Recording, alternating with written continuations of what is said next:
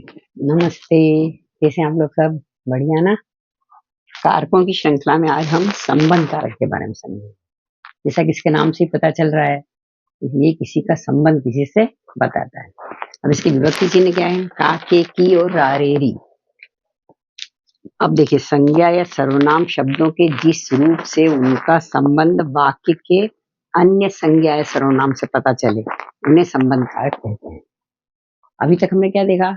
ये कारक जो है वो संबंध क्रिया से बताते थे, जबकि इसमें जो है वो संबंध वाक्य के अन्य संज्ञा या सर्वनाम से बताते हैं। जैसे कि नीता का भाई मुंबई में पढ़ रहा है, नीलेश के दो दोस्त कलकत्ता में रहते हैं और निकिता की बहन डॉक्टर है। ये तो बहुत आसान है। काके की जो अपने विभक्ति चिन्ह है, उनके पहले वाक्य में जो भी शब्द हैं वो सब संबंध कारक हो गए।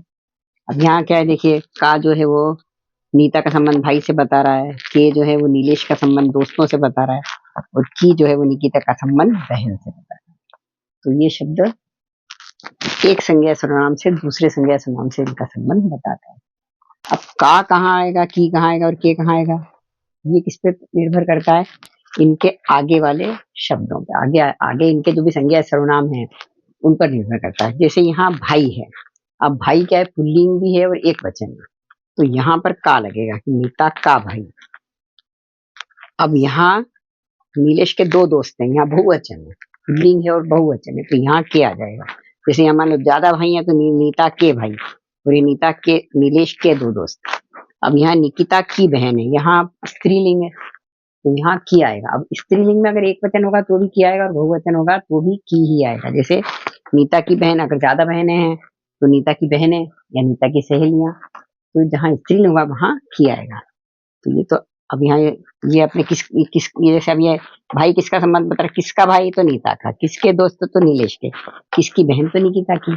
तो ये तीनों जो है अपने नीता, नीलेश और निकिता, ये तीनों अपने संबंध कारक हो गए। ठीक है। इसके अलावा और जो इसके विभक्ति चिन्ह है वो है रा, रे और री। ये जो है वो सिर्फ मैं और हम और तू और तुम, इनके साथ ही ये रा, रे, री लगते हैं। जैसे कि तुम्हारी घड़ी सुंदर है, तेरा नाम क्या है, या हमारे घर में 4 कमरे हैं। इनके अलावा वे, वह और आप, उनके साथ तो काके की ही लगता है, उसमें रारेरी नहीं लगता।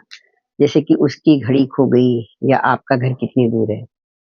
एक बात यहाँ और है कि ये जो सर्वनाम है उनमें जो रारेरी और काके की है उनके साथ ही जोड़ दिए जाते हैं, अलग से नहीं लिखे जाते। जैसे कि हमारे, तो जैसे हमा और रे अलग नहीं लिखते, उसकी में तो उस और की अलग नहीं लिखेंगे। जैसे आपका, तो आपका इकट्ठा एक साथ लिखेंगे, हम आप और का को अलग अलग नहीं लिखेंगे। तो आपको इसमें कंफ्यूजन नहीं होना चाहिए कि हाँ तो रारेरी कहीं दिख नहीं रहा है, रारेरी इसमें ही जोड़ दिया गया है ना? इतना तो आपको स्पष्ट हो गया। इसके अलावा नानेनी भी है इसमें संबंध कारक के चिन्ह, जो कि सिर्फ अपना, अपने और अपनी के रूप में ही आते हैं। कैसे? जैसे सभी अपने अपने घर जाओ, या अपना काम खुद करो, या अपनी चीजें संभाल कर रखो। इस तरह इस रूप में ही नानेनी का उपयोग होता है। तो ये तो इतना तो आपको क्लियर हुआ। अब फिर भी एक आपका जो कंफ्यूजन है उसको दूर करने के लिए हम एक उदाहरण और देख लेते हैं। जैसे कि दीपिका की बहन बहुत अच्छा गाती है। अब यहाँ पे कर्ता कारक कौन सा और संबंध कारक कौन सा है? क्रिया क्या हो रही है? गाती है। अब गा कौन रहा है? बहन। तो यहाँ कर्ता कारक क्या हुआ? बहन।